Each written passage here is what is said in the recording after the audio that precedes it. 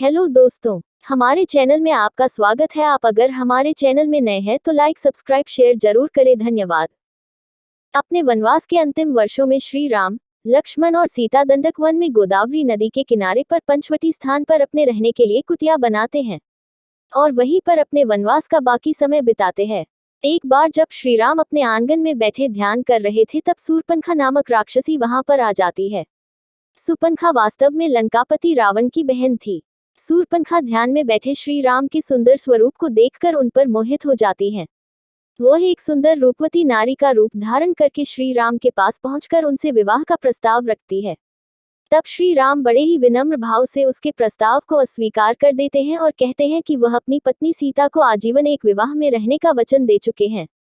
उस समय लक्ष्मण जी वन से लकड़ियां एकत्रित करने के लिए गए हुए थे और वह भी आ जाते हैं, जिन्हें देखकर शूर्पणखा एक बार उन पर भी मोहित हो जाती है। शूर्पणखा ने अपने साथ विवाह का वही प्रस्ताव लक्ष्मण जी के समक्ष भी रखा। तब लक्ष्मण जी उनको बोलते हैं कि उनके बड़े भाई श्री राम के होते हुए वह उनके योग्य नहीं है।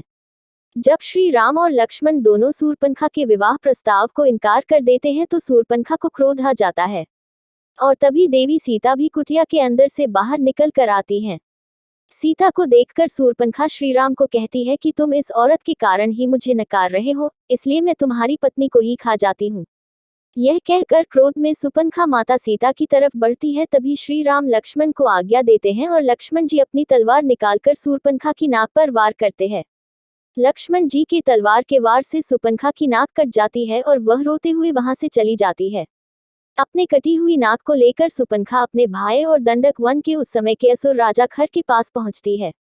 अपने भाई खर और दूषण के पास पहुंचकर शूर्पणखा न्याय की दुहाई देते हुए रोने लगती है। अपनी बहन को रोता हुआ देखकर राजा कर पूछते हैं कि उसकी यह दशा किसने की है।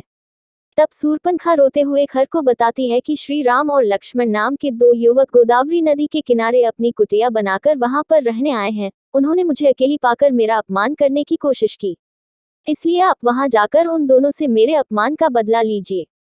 उनके साथ एक सुंदर नारी भी है जो कि राम की पत्नी है। अपने बहन के अपमान का बदला लेने के लिए खर और दूषण अपने 14 राक्षसों को एक साथ भेज देते हैं और कहते हैं कि जाओ और पंचवटी में बनी हुई कुटिया का तिनका तिनका बिखेर डालो और उजाड़ दो। असुर खर के 14 सैनिक एक साथ पंचवटी की तरफ जाते हैं। वहां श्रीराम पहले से ही उनका इंतजार कर रहे थे, क्योंकि उन्हें अंदाजा था कि शूर्पणखा अपने अपमान का बदला लेने के लिए अवश्य किसी ना किसी को भेजेगी।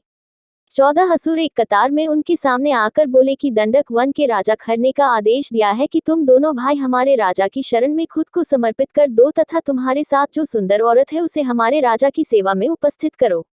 उनकी यह बातें सुनकर श्रीराम ने अपने धनुष पर एक बाण साध कर उनकी तरफ छोड़ा और एक ही बाण से उन सभी असुरों का सर धड़ से अलग हो गया, जिसे देखकर शूर्पणखा चौंक गई और फिर अपने भाई खरदूषण के दरबार में आ पहुंची और बोली, रक्षा कीजिए भैया, रक्षा कीजिए, आपके भेजे हुए 14 असुरों को उस राम ने अपने की बाण से मार डाला। यह सुनकर खरदूषण समझ जाते हैं कि श्री राम लक्ष्मण कोई साधारण मानव नहीं है और वह अपनी सेना लेकर खुद ही श्री राम लक्ष्मण से युद्ध करने के लिए चल पड़ते हैं। पंचवटी पहुंचने के बाद खरदूषण श्री राम लक्ष्मण को ललकारते हैं। कुछ समय तक युद्ध होने के पश्चात ऋषि अगस्त प्रकट होते हैं और श्री राम को बोलते हैं कि खरदूषण परम मायावी राक्षस है, इसलिए आप अपने दिव्यास्त्रों में से मनमोहिनी अस्त्र का उपयोग कीजिए। तब श्री राम मनमोहनी अस्त्र खरदूषण की ओर चला देते हैं, जिसके प्रभाव से खरदूषण की सेना मोहित होकर आपस में ही लड़कर नष्ट हो जाती है और आखिर में श्री राम अपने दिव्यास्त्र के द्वारा दंडक वन के राजा खर का वध कर देते हैं।